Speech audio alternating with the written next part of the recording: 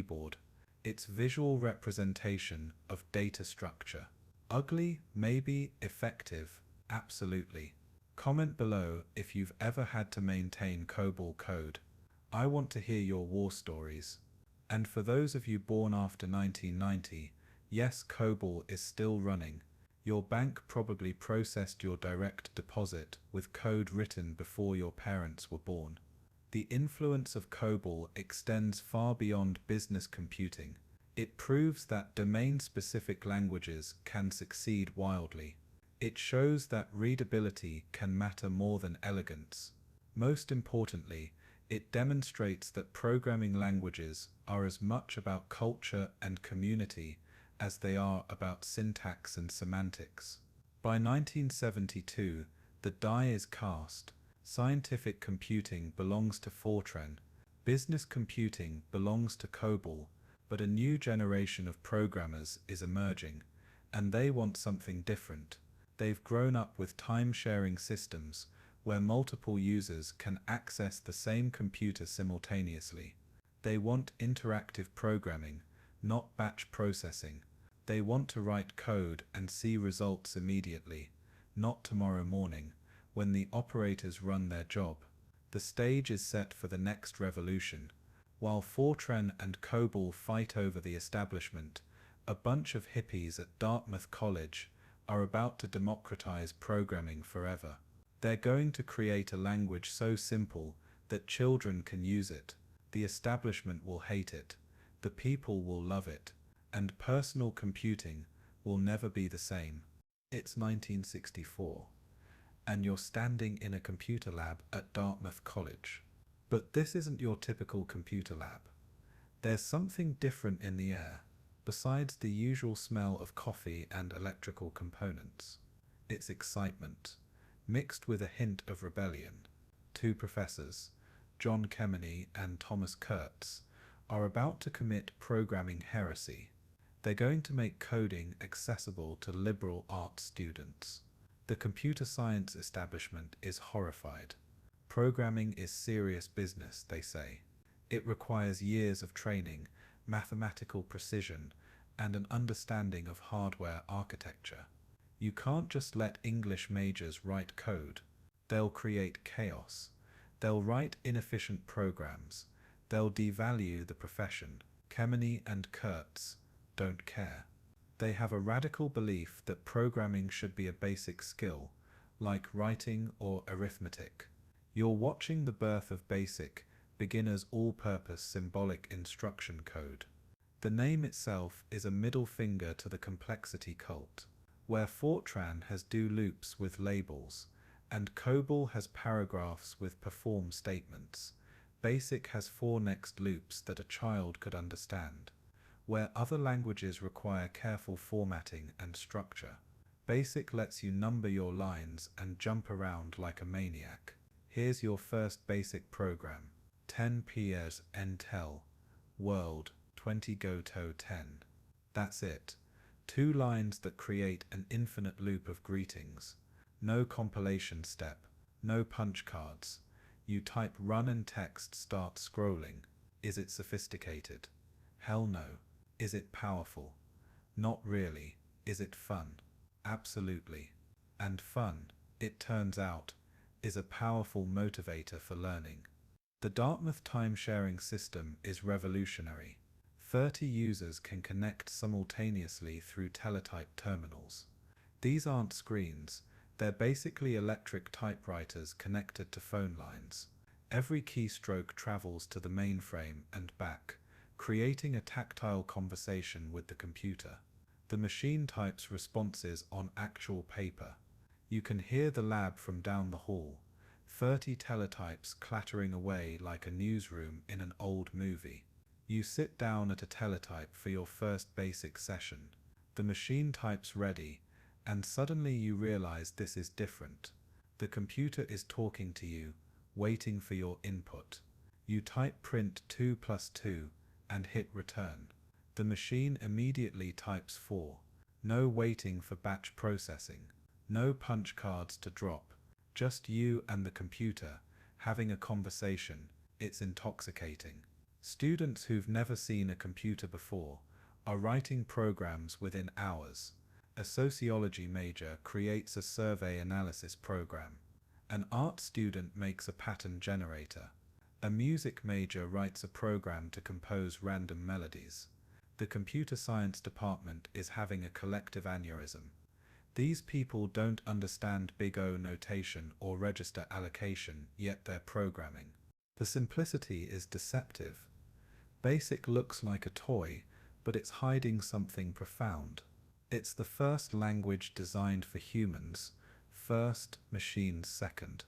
Every other language started with what the computer needed and worked backward to what humans could tolerate. BASIC starts with what humans understand and makes the computer deal with it. You write a game because of course you do. It's 1965 and you're creating what might be the world's 15th computer game ever. It's a number guessing game. The computer picks a random number. You guess it says higher or lower, 20 lines of code.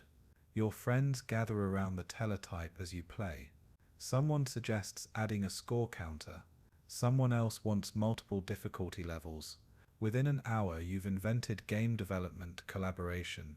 The BASIC programs spread through campus like wildfire.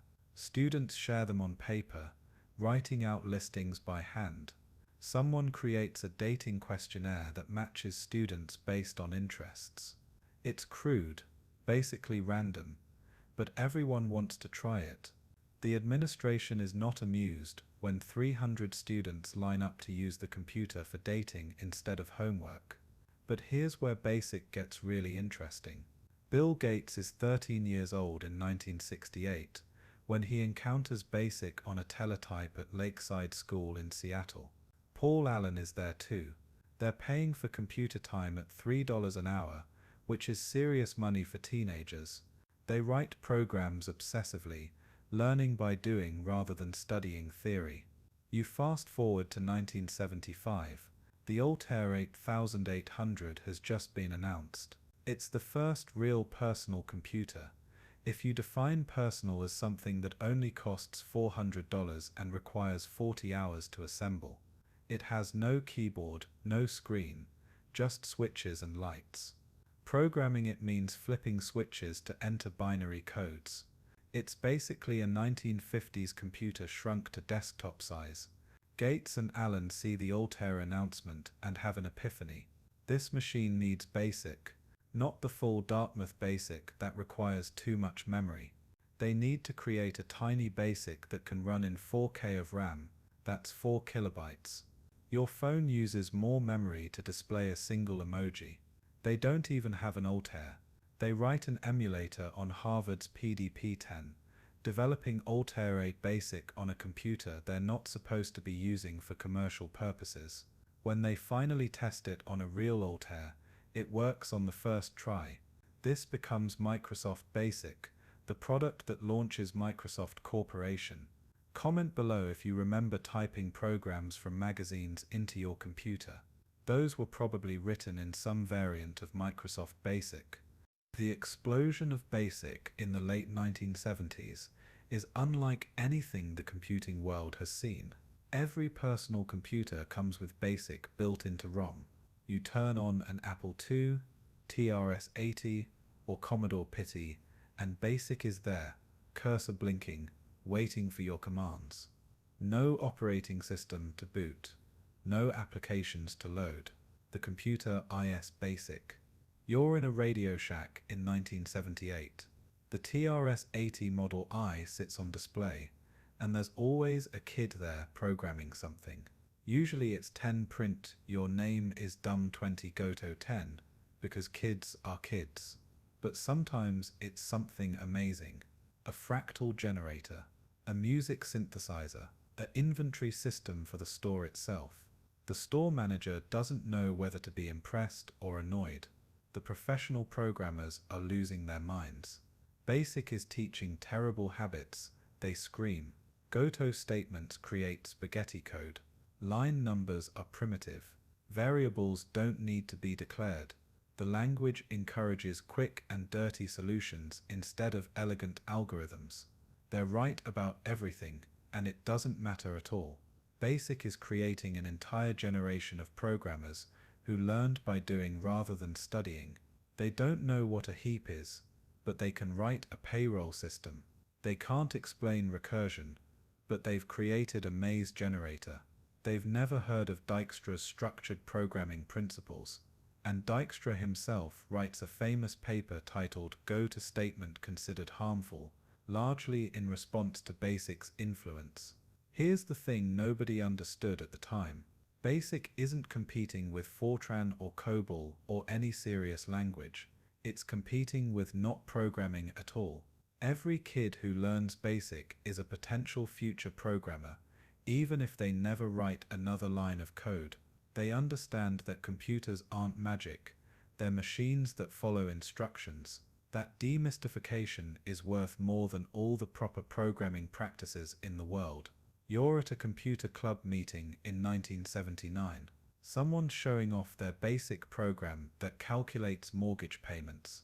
It's 60 lines of spaghetti code with Goto statements jumping everywhere. A professional programmer in attendance offers to rewrite it properly. His version is elegant, structured, and completely incomprehensible to everyone else in the room. The original programmer's code might be ugly, but he can maintain it. That's the BASIC philosophy. Working beats perfect. By 1980, variations of BASIC are everywhere.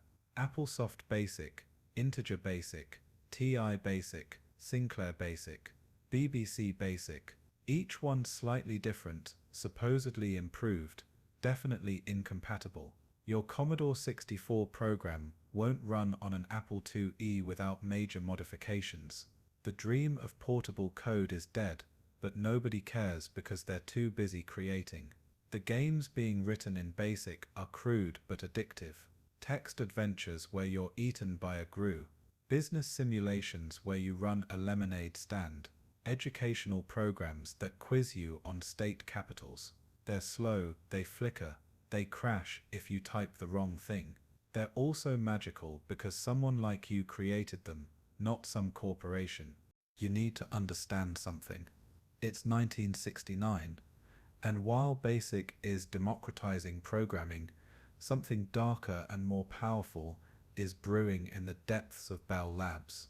The year humans land on the moon, Dennis Ritchie and Ken Thompson are creating something that will outlive the Apollo program by decades. They're creating C, and with it they're about to redefine what it means to program a computer. But first we need to talk about what drives someone to create a new language when dozens already exist. Thompson wants to play a game.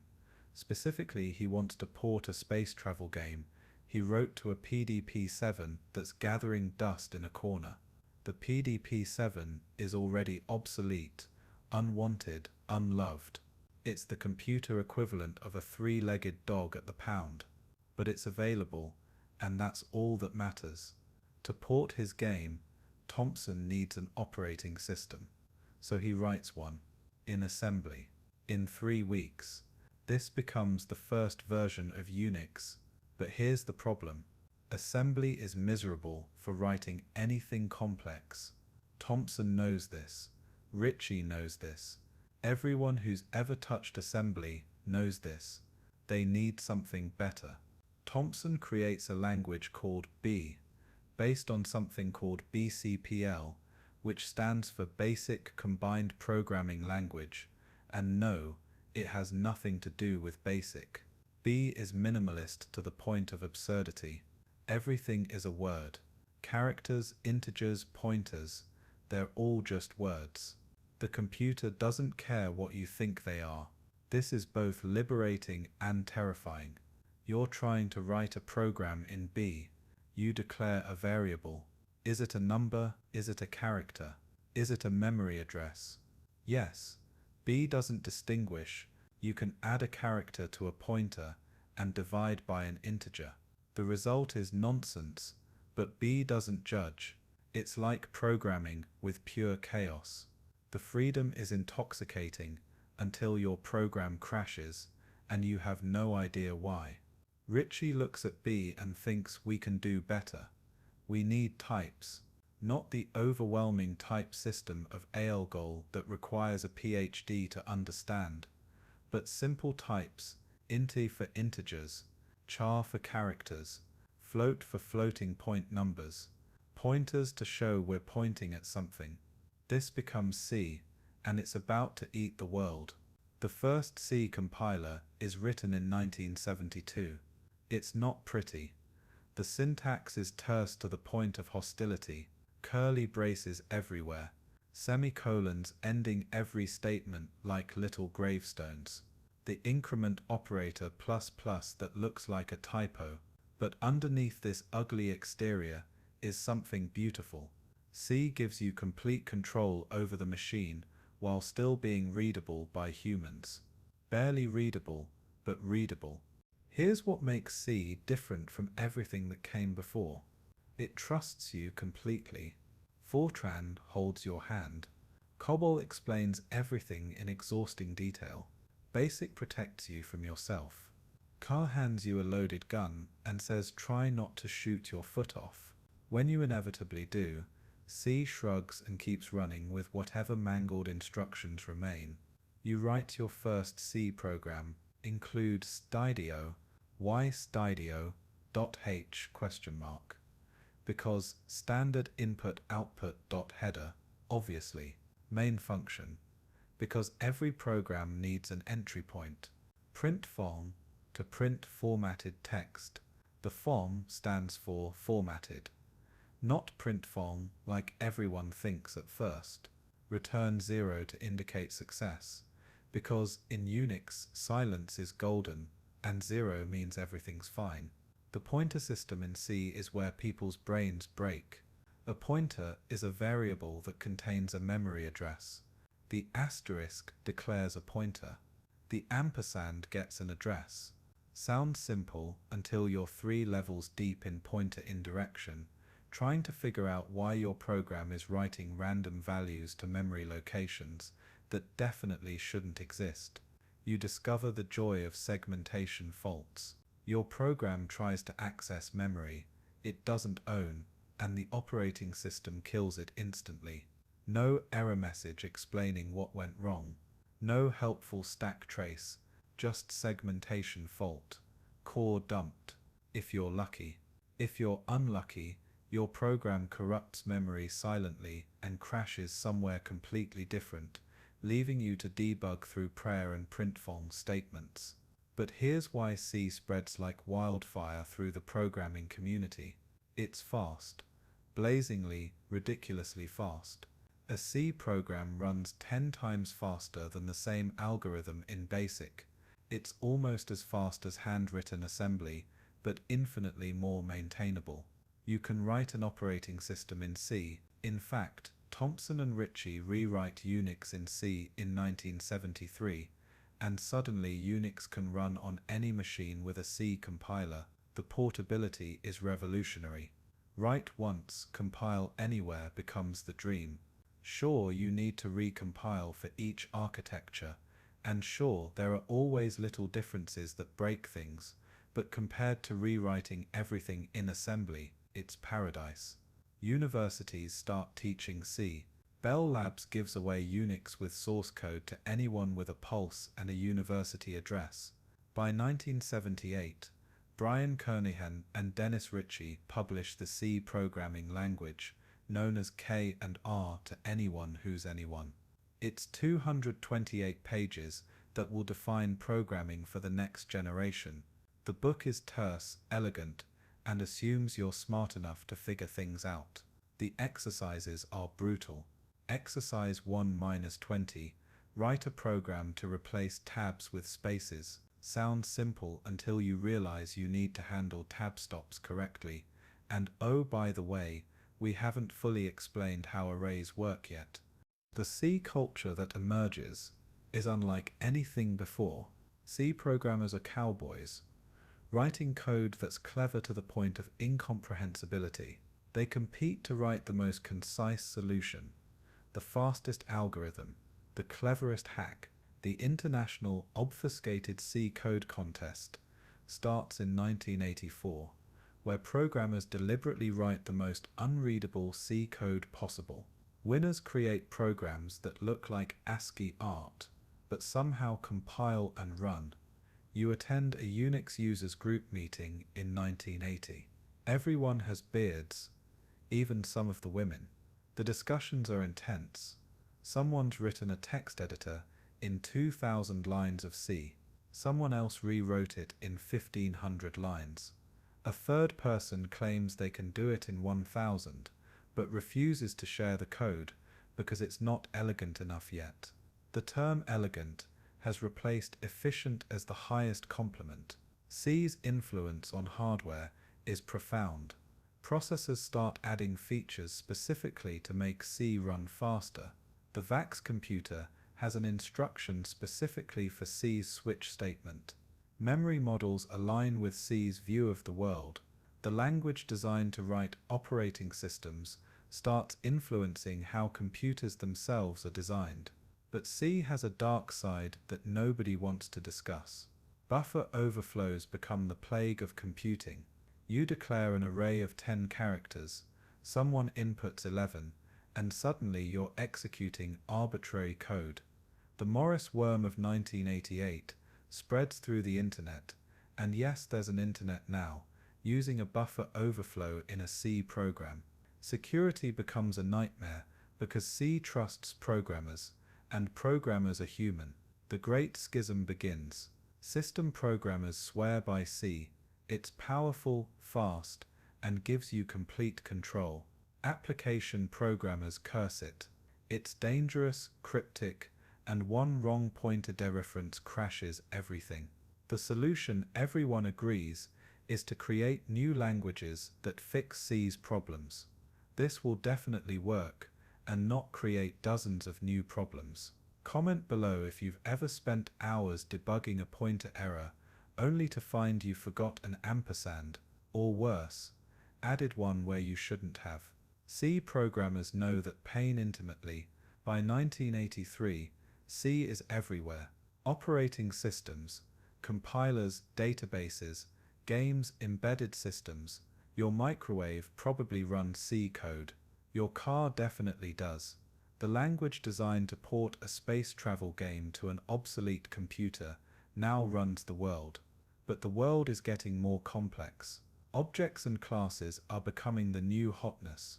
C, for all its power, doesn't do objects. Bagjan Strupp at Bell Labs, because of course it's Bell Labs again, is working on something he calls C with classes. It's C, but with object-oriented programming bolted on. What could possibly go wrong? Everything, it turns out. But the resulting language, C++, will become either the most powerful or most dangerous language ever created, depending on who you ask. Usually both. Picture this. It's 1979, and Björn Stroustrup is suffering. He's at Cambridge University trying to write his PhD thesis on distributed systems.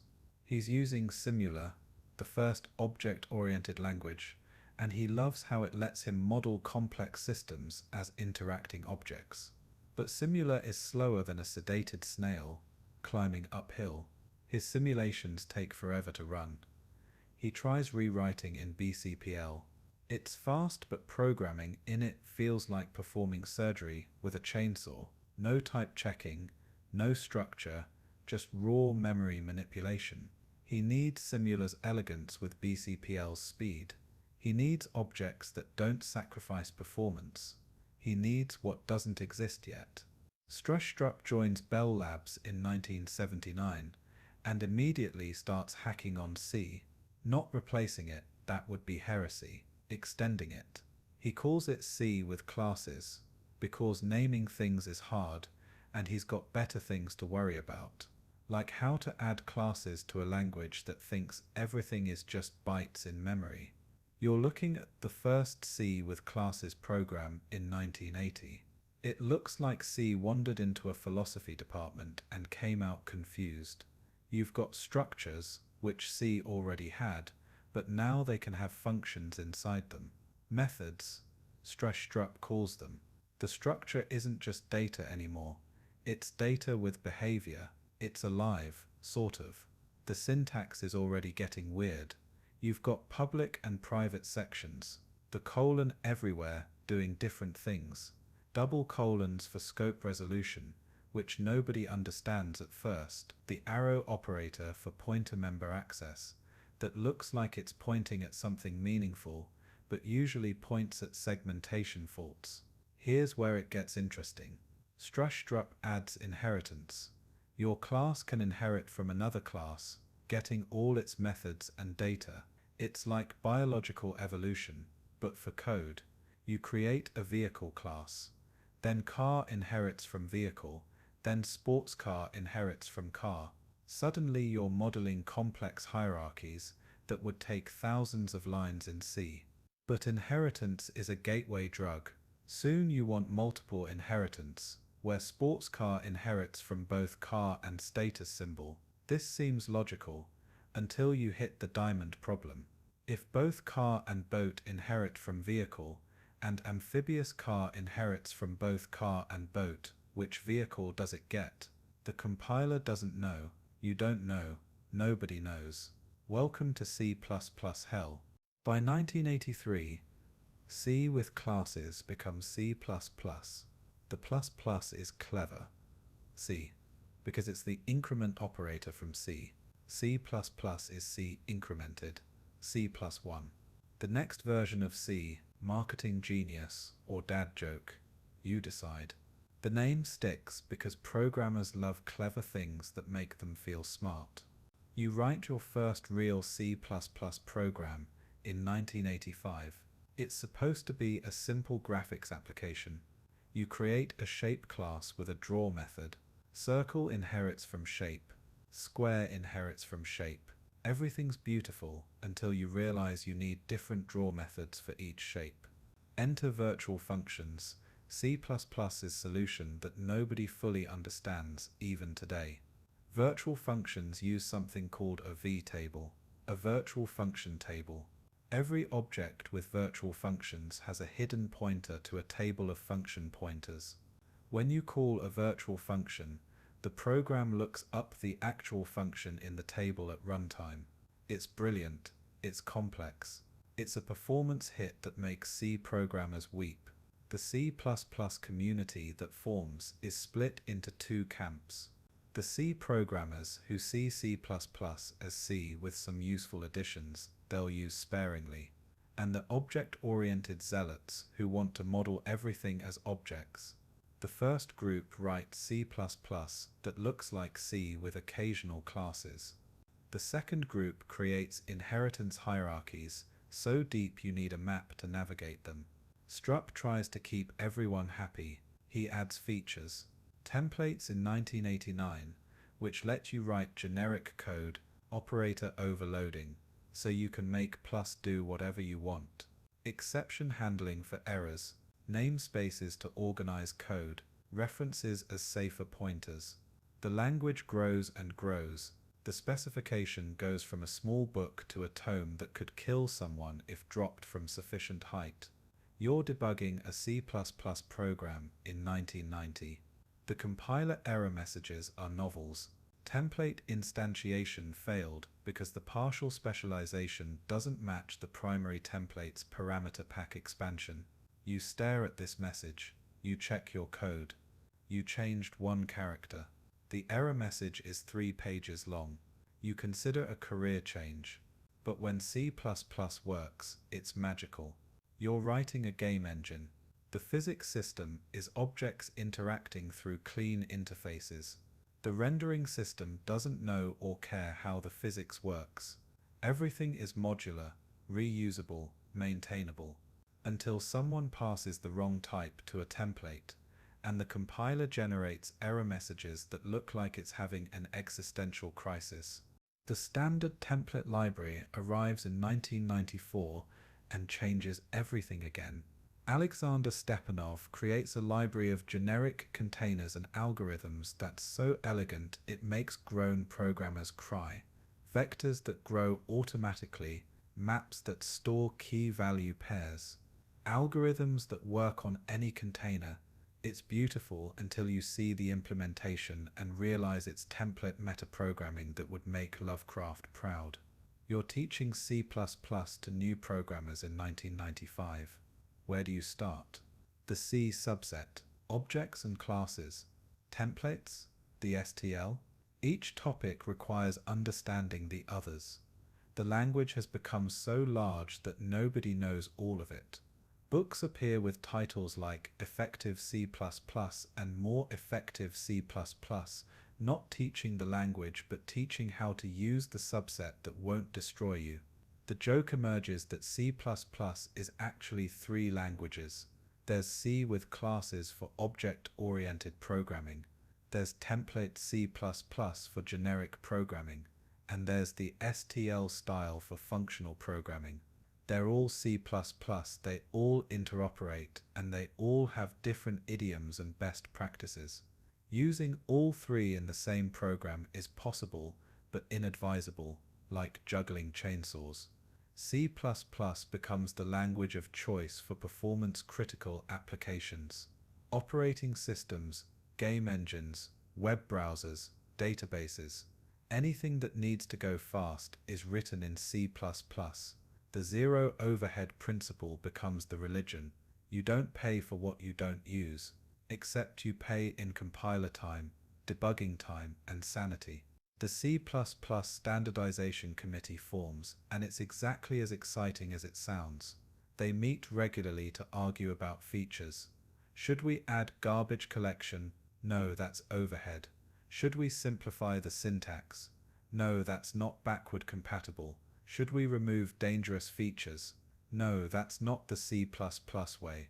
The language grows by addition, never subtraction. By 1998, C++ is both the most powerful and most dangerous language in common use. You can write incredibly efficient, elegant code. You can also write code so complex that nobody, including you, understands what it does. The language trusts you completely. With great power comes great opportunity to shoot not just your foot but your entire leg off. Comment below if you've ever looked at C++ template error messages and questioned your life choices, or if you've written template metaprogramming that you understood at the time but can't explain now. The new millennium approaches. C++ dominates system programming, but the web is exploding and it needs different languages. Scripting languages that prioritize development speed over execution speed. Languages that handle memory automatically. Languages that won't segfault if you look at them wrong. The stage is set for the interpreters to take over. It's 1987, and Larry Wall is annoyed. He's trying to process reports from multiple servers across a network, and the Unix tools aren't cutting it. Awk is too limited. Shell scripting is too crude. Chi is overkill for text processing. He needs something that combines the best of all worlds. So naturally, he creates something that combines everything from all worlds, and Perl is born. Perl stands for Practical Extraction and Report Language.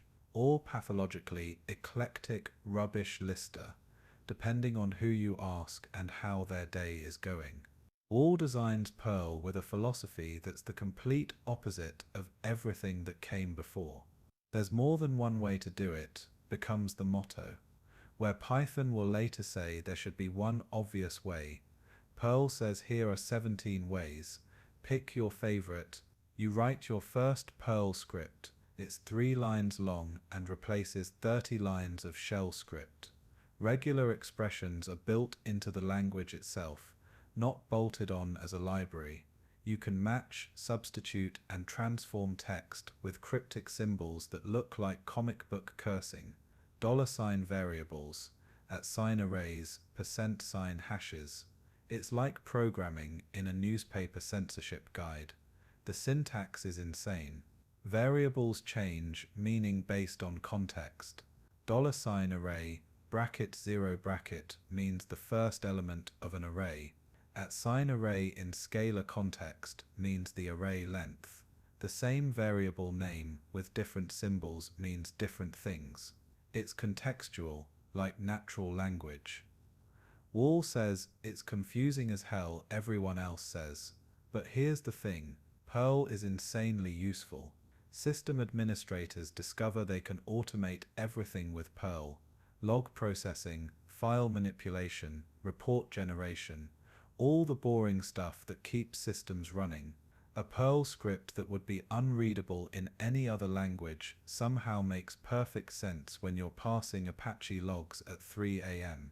You're working at an internet startup in 1993. The web is exploding and everyone needs dynamic websites. CGI, Common Gateway Interface, lets web servers run programs to generate HTML. Perl becomes the CGI language of choice. Not because it's the best, but because it's there, it's fast to write, and when your startup needs to pivot every week, fast matters more than clean. The Perl community is unique. They embrace the chaos. They have poetry contests where the poems are valid. Perl programs, they golf, trying to solve problems in the fewest characters possible. They create JAPs, just another Perl hacker signatures, that are obfuscated code that prints that phrase. It's a language that celebrates cleverness over clarity. By 1994, Perl 5 arrives and changes everything. Objects are added, but in the most Perl way possible. Objects are just references to hashes blessed into a class.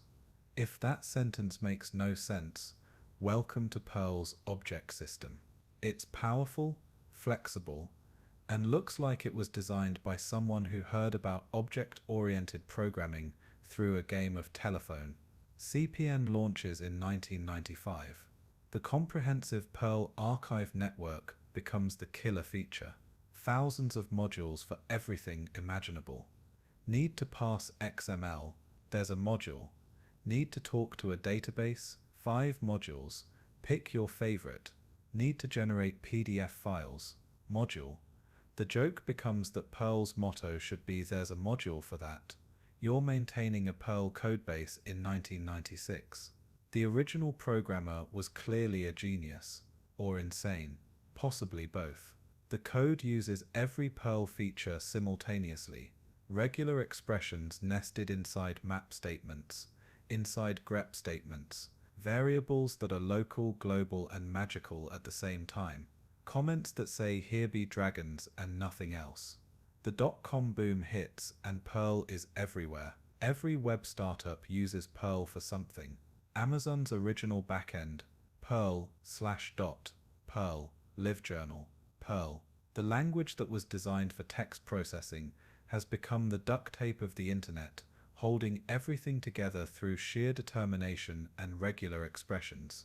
But something's happening. Perl is getting a reputation. Write-only language, they call it. You can write it, but you can't read it later. Executable line noise. The jokes are harsh, but not entirely unfair. A moderately complex Perl program looks like someone encrypted their code and forgot the key. Python appears in 1991, created by Guido van Rossum, who has opinions about readability. Strong opinions. Formatting is part of the syntax. Indentation matters. There should be one obvious way to do things. The Zen of Python is literally the opposite of Perl's philosophy. The languages are destined to be rivals. You attend a Perl conference in 1999. Everyone's talking about Perl 6, the next version that will fix everything. It'll have proper objects, better syntax, a real type system. It'll be backward compatible but completely different. It'll be released next year.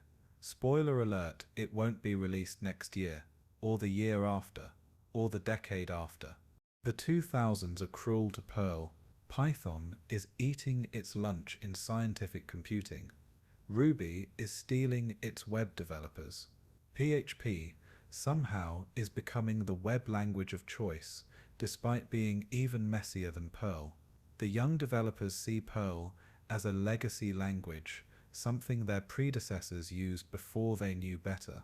But Perl refuses to die. System administrators still swear by it. Bioinformaticians use it for genome processing. The regular expression engine is still the gold standard that other languages copy. When you absolutely need to process text, Perl is still the sharpest knife in the drawer, even if it's a knife that can unexpectedly turn into a spoon. You're teaching a young developer Perl in 2005. They're horrified by the syntax, but amazed by the power. One line of Perl replaces 20 lines of Java. The startup time is instant compared to Java's JVM warmup. The CPAN module they need exists and was last updated yesterday. They start to understand why Perl persists. Perl 6 becomes a running joke. It's the Duke Nukem Forever of programming languages. Always coming soon, never arriving. The community splits. Some wait faithfully for Perl 6. Others embrace Perl 5 and keep improving it. The language that was supposed to die keeps getting better. Modern Perl emerges, showing you can write clean, maintainable Perl if you're disciplined. Meanwhile, Python is conquering the world with a completely different philosophy, where Perl celebrates chaos. Python enforces order, where Perl offers 17 ways. Python offers one, where Perl programs look like abstract art. Python programs look like pseudocode that happens to run. The readability difference is stark. A Perl regular expression, sys/open_per1 \duo plus $per1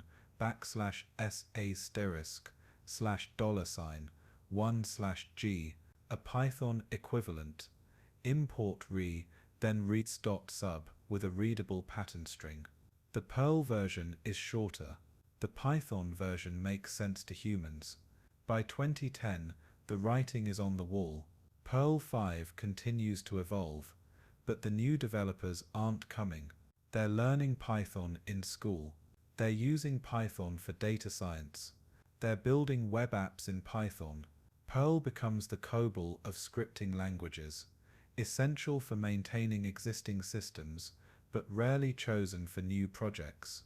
Comment below if you've ever inherited a Perl codebase and spent the first week just figuring out what the regular expressions do, or if you still use Perl because nothing else processes text quite as efficiently. The language might be ugly, but ugly tools that work beat beautiful tools that don't. Let's rewind to Christmas 1989. Guido van Rossum is bored. His office at CWI in Amsterdam is closed for the holidays, and he needs a project. He's been thinking about creating a programming language that fixes everything he hates about existing languages. He wants the ease of shell scripting with the power of C. He wants readable code that's also powerful. He names it Python after Monty Python because programming should be fun, not a religious experience. The first Python is almost embarrassingly simple. No declarations needed. Variables spring into existence when you use them. Indentation defines code blocks. No curly braces in sight. The interactive interpreter lets you test ideas immediately. It's like BASIC grew up, went to college and got a computer science degree. You write your first Python program in 1991. Print hello world, no semicolon, no curly braces, no main function, just print and the string. It feels wrong, like you're cheating. Where's the complexity? Where's the ceremony? This can't be a real programming language. It's too simple. But then you discover lists, not arrays with fixed sizes, but lists that grow and shrink. You can put anything in them, numbers, strings, other lists, functions, literally anything. They have methods like append and pop and sort. You can slice them with bracket notation that actually makes sense. It's like someone designed a data structure for humans. The philosophy behind Python is radical. Readability counts. Explicit is better than implicit. Simple is better than complex. Complex is better than complicated. These aren't suggestions, they're commandments. The Zen of Python, accessible by typing import this, becomes the closest thing programming has to a religious text. You're coming from Perl in 1995, and Python feels like rehab. Your code is suddenly readable. You can understand what you wrote last month. Hell, you can understand what other people wrote. The lack of syntax flexibility that seemed limiting becomes liberating. There's usually one obvious way to do something, and it's probably the right way. The object system is clean. Everything is an object, but you don't have to care unless you want to. You can write procedural code, object-oriented code, or functional code.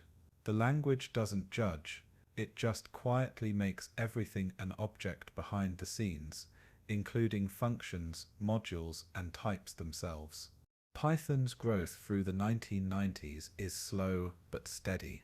It's not sexy like Java, which has Sun Microsystems' marketing machine. It's not powerful like C++.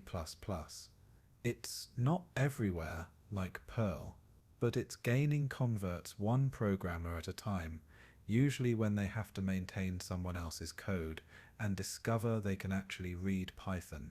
You're at a startup in 1998. The CEO wants a prototype by Monday. In C++, that's impossible. In Perl, it's possible, but the result will be unmaintainable. You try Python. The prototype is done by Friday. It's slow, but it works. More importantly, when you show the code to the team, they understand it immediately. No documentation needed. The batteries included philosophy changes everything. Python comes with modules for everything you actually need. Regular expressions, sure, but also email handling, web servers, GUI toolkits, database interfaces. You don't need to search cPain or reinvent wheels. It's just there, documented, with examples that actually work. Google starts using Python in 1999. Not for search that needs C++ speed, but for everything else, build systems, internal tools, prototypes. They hire Guido in 2005. Suddenly Python has corporate backing and credibility. If it's good enough for Google, maybe it's good enough for your project. The scientific community discovers Python around 2000. NumPy appears, bringing real array processing to Python. Scientists who struggled with FORTRAN's archaic syntax and C's memory management find Python liberating. You can prototype algorithms interactively, visualize results immediately, and the code is readable enough to put in papers. SciPy follows, then matplotlib. Suddenly Python can do everything MATLAB can do, but it's free, and the language doesn't make you want to cry. Academia starts teaching Python instead of Java for introductory computer science. The students actually enjoy programming, instead of fighting with public static void main string args. But Python has a dirty secret. It's slow. really slow, like sometimes 100 times slower than C slow. The global interpreter lock means true parallelism is impossible. CPU-bound tasks suffer. The solution is always the same. Write the slow parts in C. This works, but it's not elegant. The transition from Python 2 to Python 3 in 2008 nearly kills the language. Print becomes a function. Strings become Unicode by default. Integer division returns floats. It's all sensible improvements, but it breaks everything. Every script, every library, every tutorial is now wrong. The community splits. Some embrace Python 3, others cling to Python 2, like it's the last lifeboat on the Titanic. You're maintaining a codebase in 2010. Half your dependencies only work in Python 2. The other half only work in Python 3. You need features from both. You try to write code that works in both versions. It's possible, but painful. You question your life choices. You consider rewriting everything in Go. You don't. But something magical happens around 2012. The data science explosion begins, and Python is perfectly positioned. Pandas makes data manipulation trivial. Scikit-learn makes machine learning accessible. Jupyter Notebooks let you mix code, visualizations, and documentation. Suddenly everyone wants to be a data scientist, and Python is the lingua franca. The deep learning revolution cements Python's dominance. TensorFlow, PyTorch, Keras, they're all Python first. Not because Python is fast, it's still slow, but because Python is glue. The actual computation happens in optimized C++ and CUDA code. Python just orchestrates. It's the conductor, not the orchestra. You're teaching machine learning in 2015. Your students don't care about pointers or memory management. They want to build neural networks. In Python, they can go from zero to training models in a week. The abstraction is so clean, they don't even realize they're doing complex mathematics. They just call model.fit and magic happens. Python becomes the second language for everyone. Web developers learn Python for scripting. System administrators learn Python for automation. Scientists learn Python for analysis. Even C++ programmers learn Python for prototyping. It's not the best at anything, but it's good enough at everything. By 2020, Python is consistently ranked the most popular programming language. It's in schools, universities, boot camps. Children learn Python before they learn algebra. The language designed to be fun actually made programming fun for millions. Guido's Christmas Vacation project has become one of the most important technologies in the world. Comment below what you use Python for. Data science, web development, automation, or are you one of those brave souls still maintaining Python 2.7 code in production? No judgment. Okay, a little judgment. We need to talk about JavaScript, and I need you to prepare yourself emotionally. It's 1995, and Brendan Eich has 10 days to create a programming language for Netscape Navigator. 10 days. Not to design it, not to prototype it, to ship it. This is like asking someone to build an airplane while already in flight, except the airplane is the internet and everyone's watching. Netscape needs a scripting language for the browser.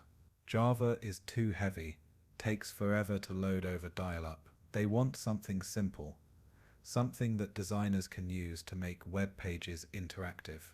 Eich is told to make it look like Java, work like Scheme, and be accessible like Visual Basic. These requirements are mutually exclusive, but sure, he's got 10 days. The result is LiveScript, quickly renamed JavaScript for marketing reasons that will confuse people forever. Java and JavaScript are related like ham and hamster are related. They share some letters, and that's about it. But the name sticks because Netscape's marketing department thinks developers are stupid. You write your first JavaScript in 1996. It's embedded directly in HTML, which feels dirty but works. You make an image change when someone mouses over it, revolutionary. You make a form validate before submission, game-changing. You make text follow the mouse cursor, annoying but possible. The web is no longer static, the language is weird, functions are objects. Objects are just hash tables with benefits. There's prototypal inheritance instead of classes, which nobody understands, including the people who designed it. The this keyword means different things depending on how a function is called. Semicolons are optional until they're not. It's like someone threw every programming paradigm in a blender and served whatever came out. You discover the type system, and I use that term loosely. JavaScript has types, it just doesn't care about them. Add a string to a number, sure, it'll convert something to something else and give you a result. That result might not make sense, but you'll get one. 1 plus 1 equals 2. 1 plus quote 1 quote equals quote 11 quote. This is fine. The equality operators are a masterpiece of confusion. Double equals compares with type coercion. Triple equals compares without type coercion. 0 double equals false is true. 0 triple equals false is false. Empty string double equals false is true. Empty array double equals false is true. Empty array double equals empty array is false. Your brain hurts. Microsoft sees JavaScript getting popular and does what Microsoft does. They create their own version called JScript that's almost but not quite compatible. Now you're writing code that works in Netscape but not Internet Explorer, or vice versa. You start every function with browser detection code. Your scripts are more about working around differences than doing actual work. The browser wars rage through the late 90s. Every browser implements JavaScript differently. Features that work in one browser crash another. You maintain separate code bases for different browsers. You test everything everywhere. You cry a lot. Web development becomes about knowing which browsers support which features and writing fallbacks for everything. Then Ajax happens in 2005. Asynchronous JavaScript and XML. Except nobody uses XML and the technology isn't new. But suddenly you can update parts of a page without reloading. Google Maps appears and blows everyone's mind. The web page is no longer a document, it's an application. JavaScript goes from toy language to essential technology overnight. jQuery arrives in 2006 and saves everyone's sanity. It abstracts away the browser differences. $sign becomes the most important character in programming. You select elements, manipulate them, make Ajax calls, all with clean chainable methods. Everyone uses jQuery. Even people who hate JavaScript use jQuery. You're building a web app in 2008. The JavaScript file is 10,000 lines long. It's all in one file because managing dependencies is a nightmare. You're using global variables because modules don't exist. You're debugging with alert statements because console.log doesn't work in IE6. You wonder if maybe those COBOL programmers had it easy. Node.jQuery in 2009 and changes everything. Ryan Dole takes Chrome's v8 JavaScript engine and runs it on the server. JavaScript escapes the browser. You can write back-end code in JavaScript. The same language everywhere. Full-stack JavaScript becomes a thing. Whether this is good or bad depends on your therapy coverage. NPM launches and the JavaScript ecosystem explodes. A package for everything. LeftPad, a package that adds padding to strings, becomes a dependency for thousands of projects. When its author removes it in 2016, half the internet breaks. An 11-line function brings down multinational corporations. This is the world we've built. The framework wars begin.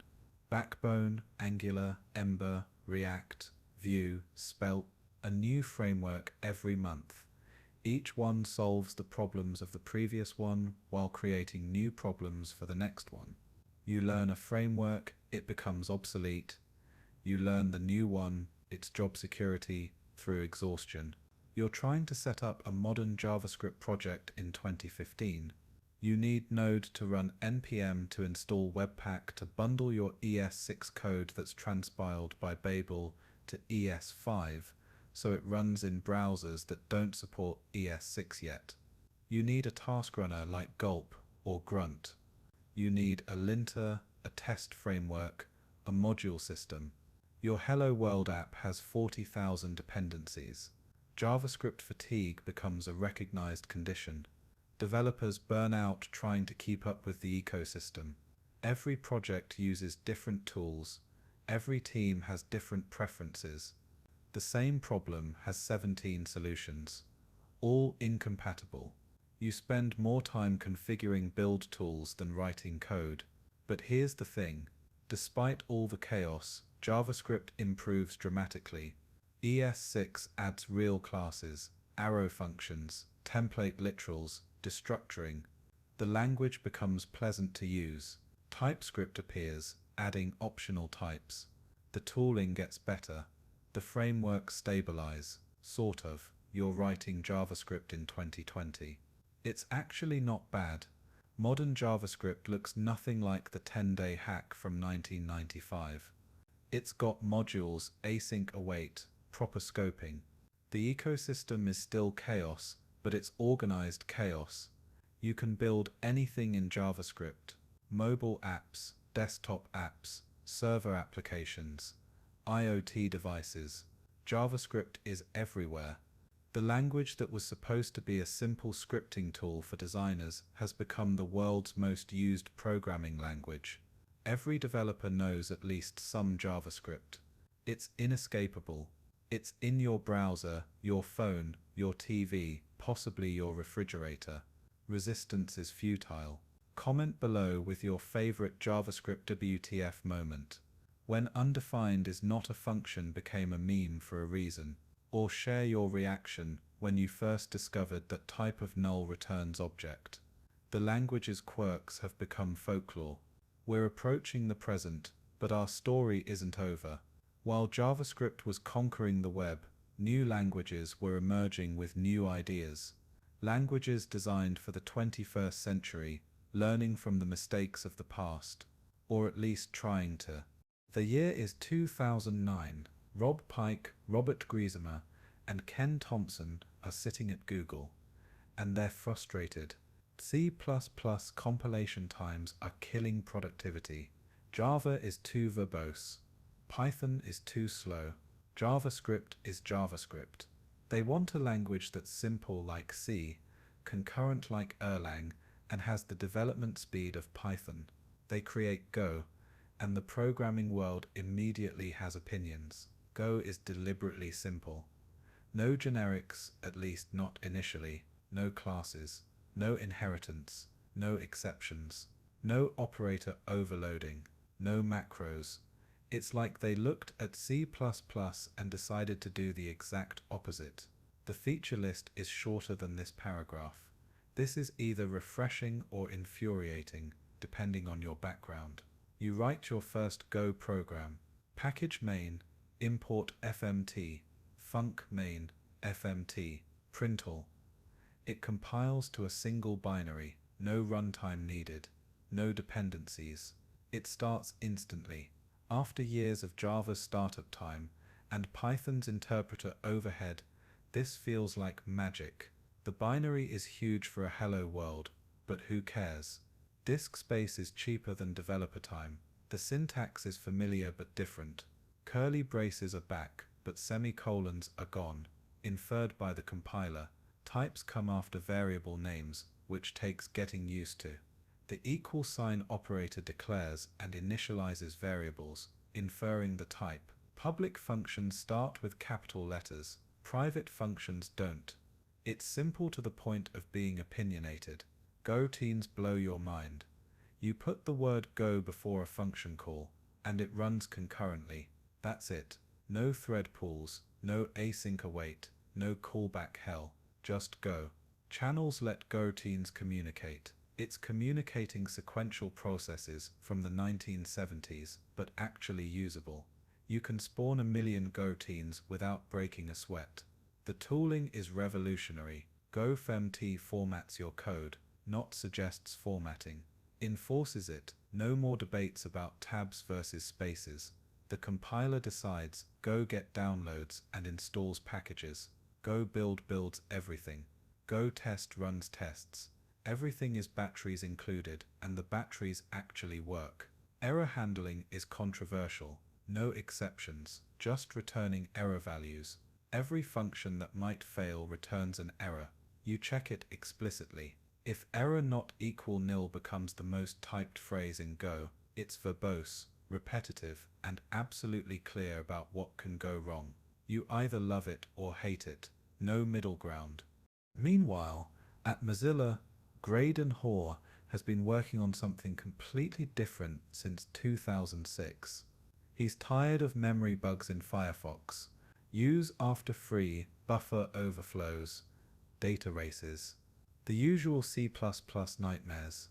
He wants a systems language that's as fast as C++, but memory safe, not garbage collected safe, but compile time guaranteed safe. This becomes Rust. Rust's big idea is ownership. Every value has exactly one owner. When the owner goes out of scope, the value is dropped. Want to share data? You need to explicitly borrow it. The borrow checker, Rust's infamous compiler component, tracks all of this at compile time. If it compiles, it's memory safe, no runtime overhead. You try to write your first Rust program in 2015. The compiler rejects it. You fix the error. The compiler finds another error. You fix that. The compiler is still angry. You're fighting the borrow checker, and the borrow checker is winning. This isn't a compiler. It's a very opinionated code reviewer that never sleeps. The syntax looks familiar at first. Functions, structs, enums, then you hit lifetimes. Those little tick marks that specify how long references live. Ebon static everywhere. Your function signatures look like mathematical proofs.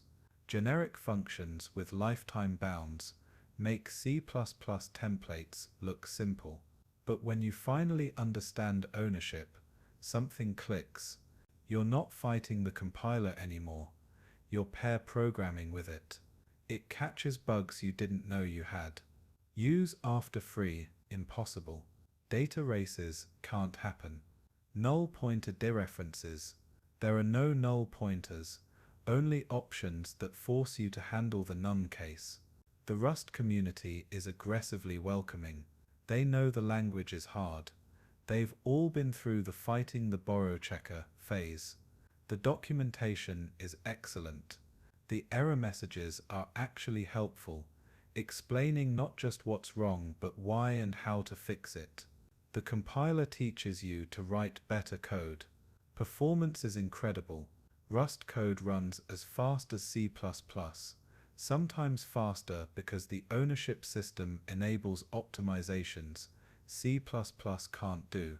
No garbage collector pauses. No runtime overhead. You're writing high-level code with zero-cost abstractions that compiles to assembly as tight as handwritten C. Swift enters the scene in 2014. Apple's replacement for Objective-C.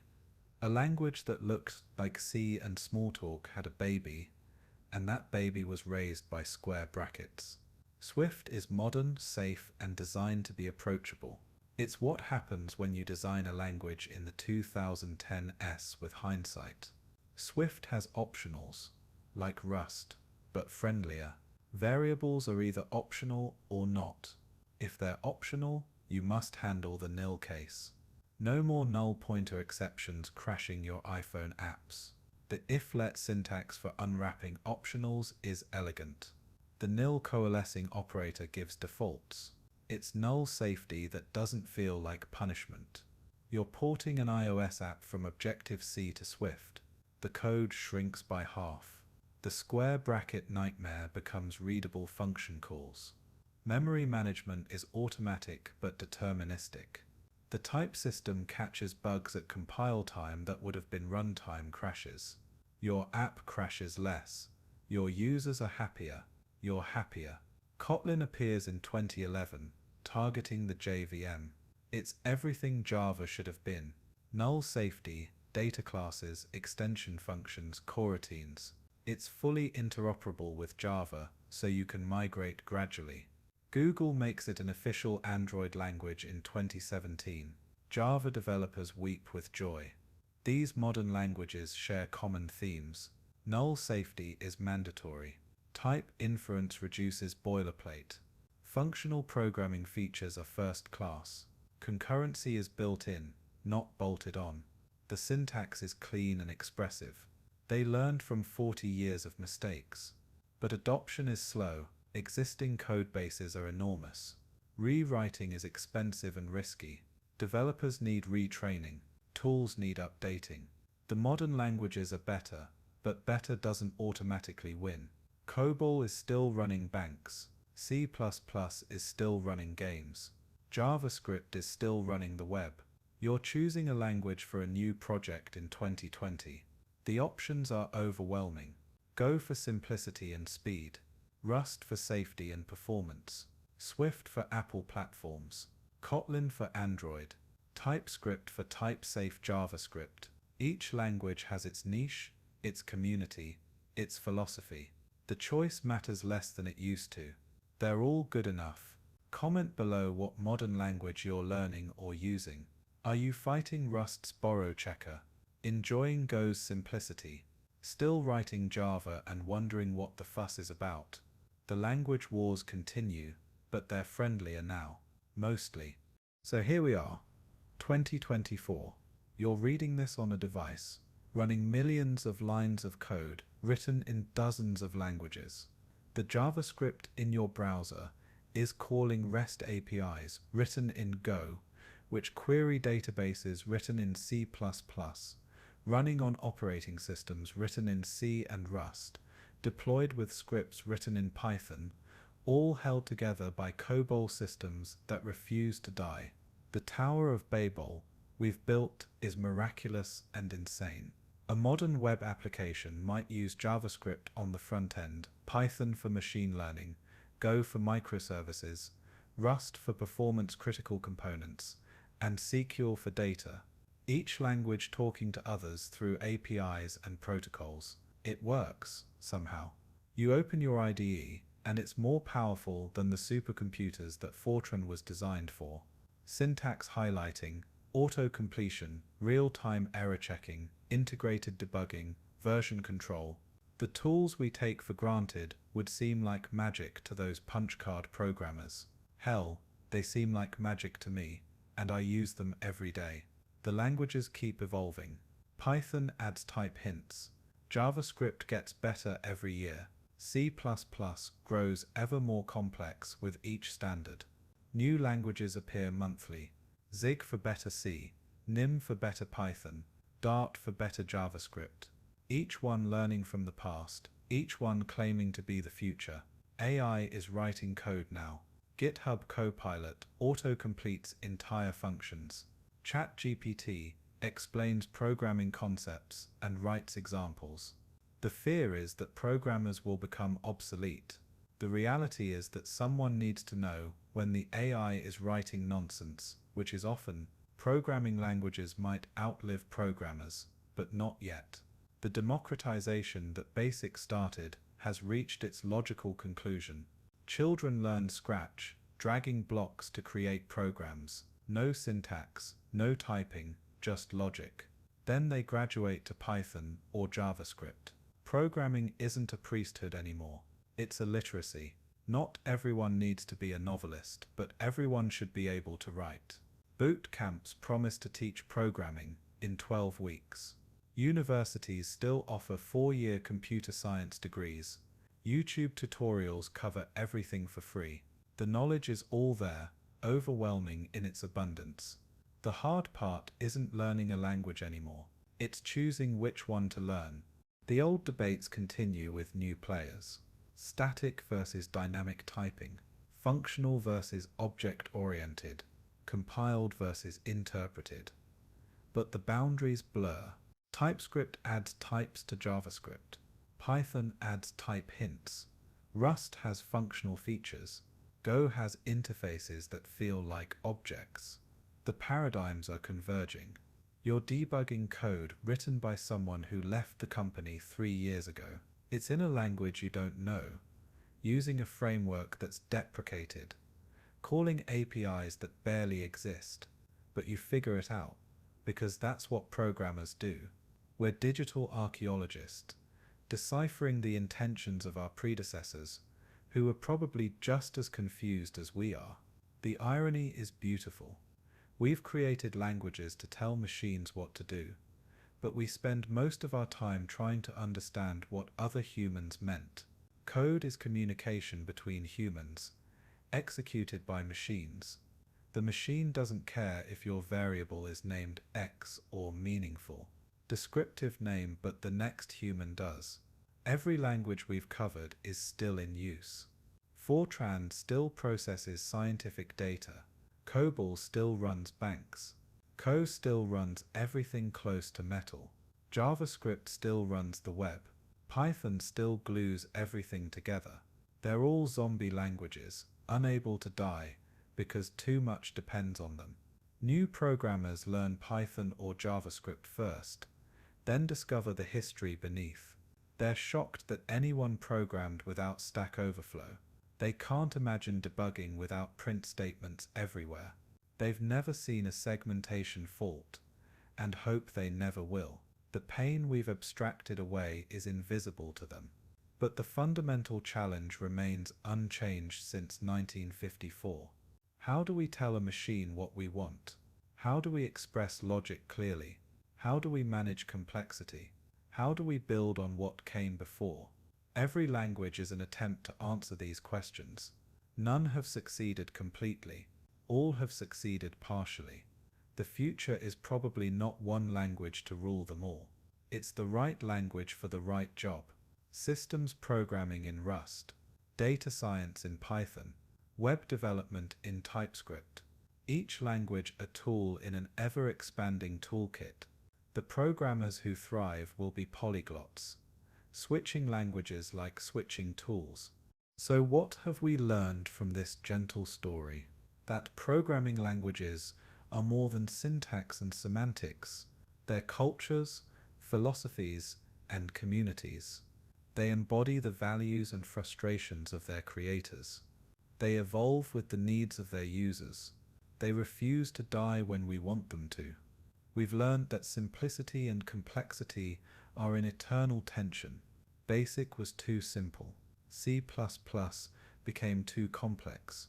Go swung back to simplicity. The pendulum swings, but it never stops. We're always searching for the perfect balance, never quite finding it. We've learned that every generation thinks they've solved programming. Structured programming would fix everything.